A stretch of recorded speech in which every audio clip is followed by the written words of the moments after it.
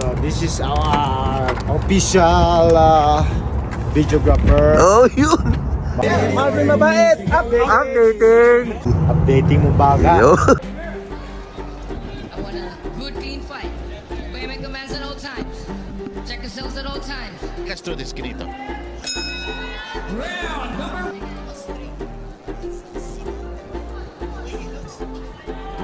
I think he's about 175 pounds.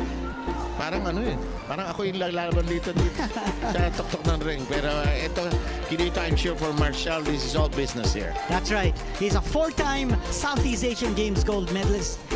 He's a southpaw, and Eumir Marcial now fighting in his 5th professional fight, the first professional fight in the Philippines. Kanya po, ang tawag natin dito, the homecoming. Okay. And this is my first time to see him in live, because most of the fights we've done off tube, di ba? Ito, the size of Marcial, of course. And look at this, he's picking his spots early on, trying to look for the angles. Throwing that right jab, and then occasionally he throws that left straight. So he's throwing different kinds of punches very early in this fight to keep his opponent guessing. Si Freddy Roach na ba exclusive na nagtitrain kay Marcial yan o may marami pang ibang coaches? Meron siya ibang mga coaches okay. ngayon, but he trains in Las Vegas. And Eumir Marcial, actually before this fight, he trained 8 weeks in Las Vegas, then flew over to the Philippines to take on this assignment against Sinam, who, as we mentioned at the top of our coverage, is a veteran with 36 professional fights, is against only 4 for Marcial. But yung amateur record ni Eumir, meron tayong nakita, no? All the way from when he was 12 years old, he has compiled 74 wins and 21 losses with 26 knockouts as an amateur. Alam mo, nung Tokyo Olympics kinito, panood naman natin ang mga laban niya, puro short route, except yung last fight niya nang hindi na siya nanalo, eventually won the bronze medal in the Tokyo Olympics. Tuwan-tuwa yung mga ibang countries na kanya kasi ang bilis niya magtrabaho eh. And he's just trying to look for that angle here in this first round, which is down to its final minute.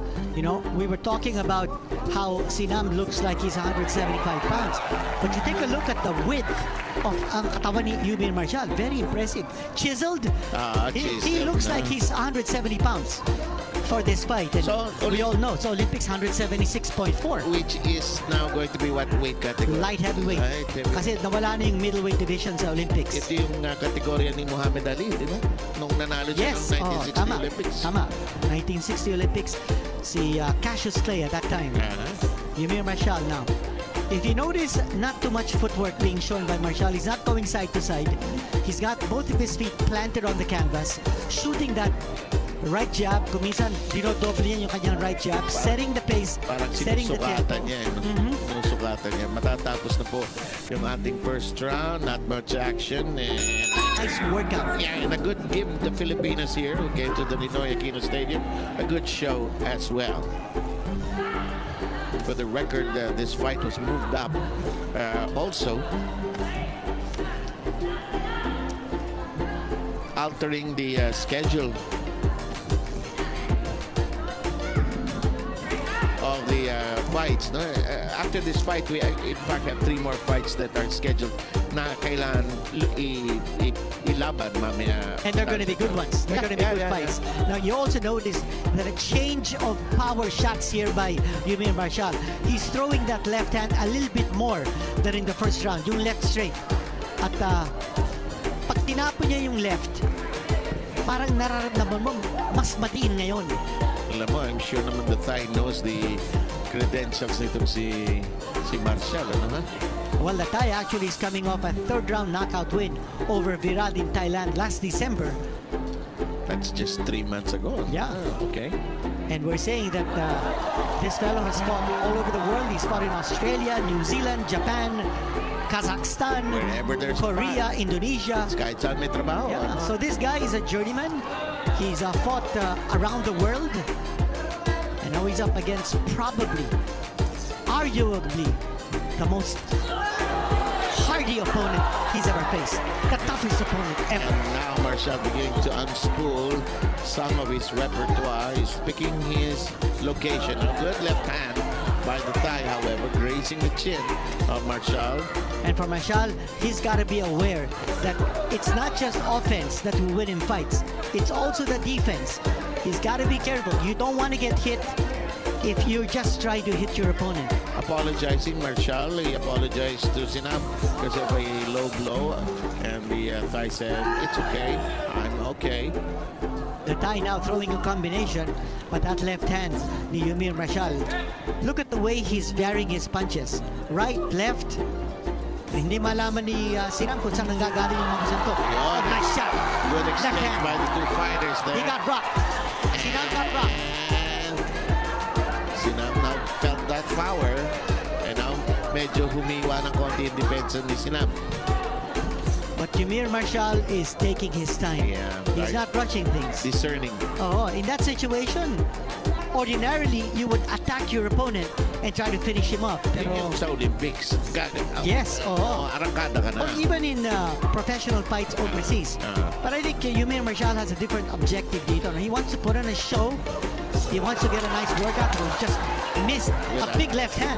Yung kanyang left hook, muntik na tumama yun, pero sinubukan, tsetsepohan.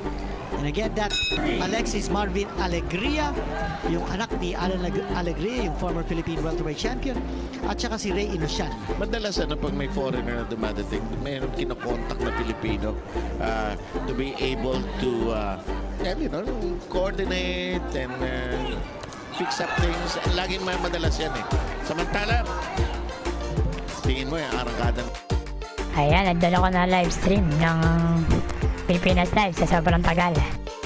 Eumir Marcial dito, madalas at malulutog yung mga suntok niya ngayon.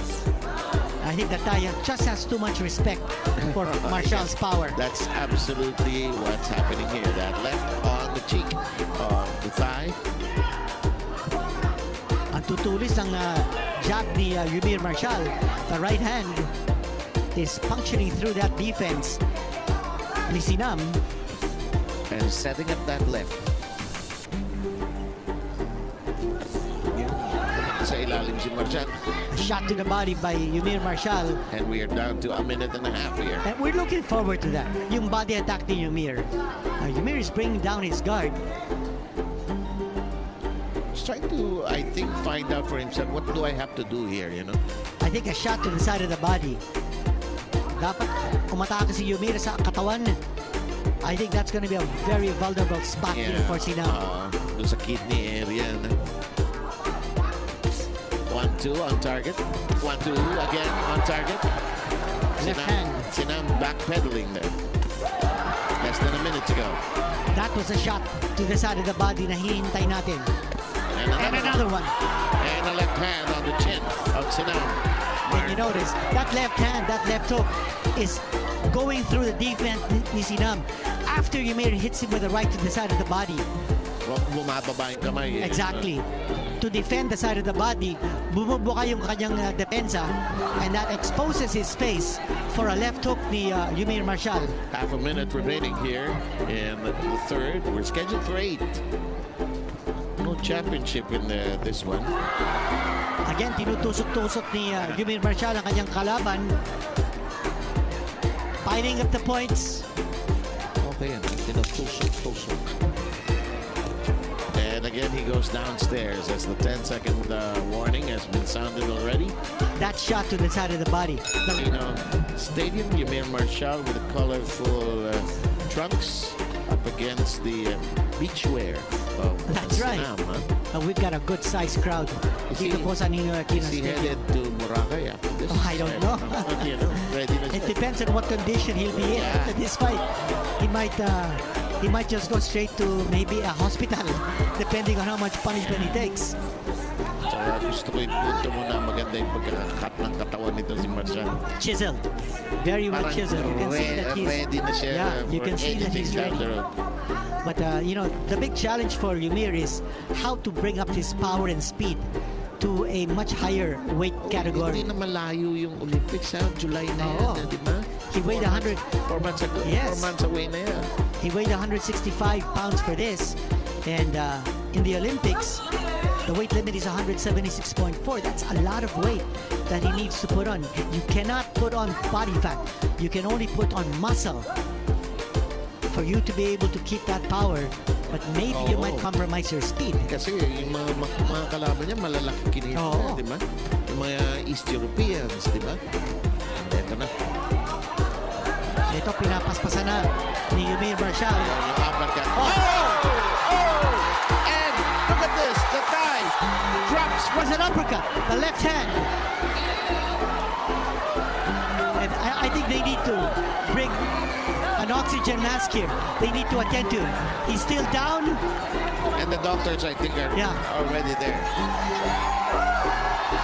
The attending physicians are over here, but you know, I think he needs. On your right. It's on your right. Ayan. Okay, there it is now.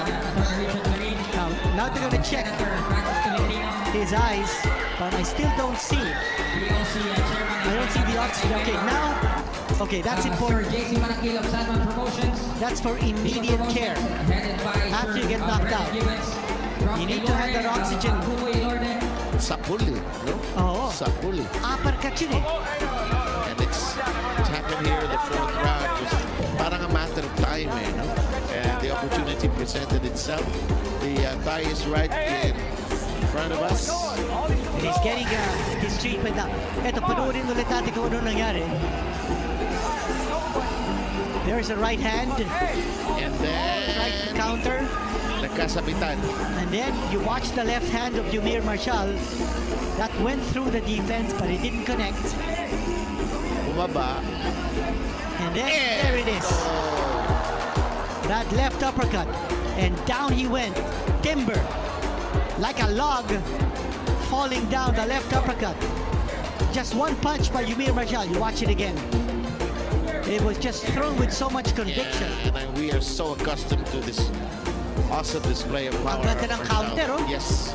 At saka nakita natin yung buhok niya, no? Sumabog eh. And then he just went down. Crumbled. Oh, he didn't have his legs. Wala. Completely. Wala.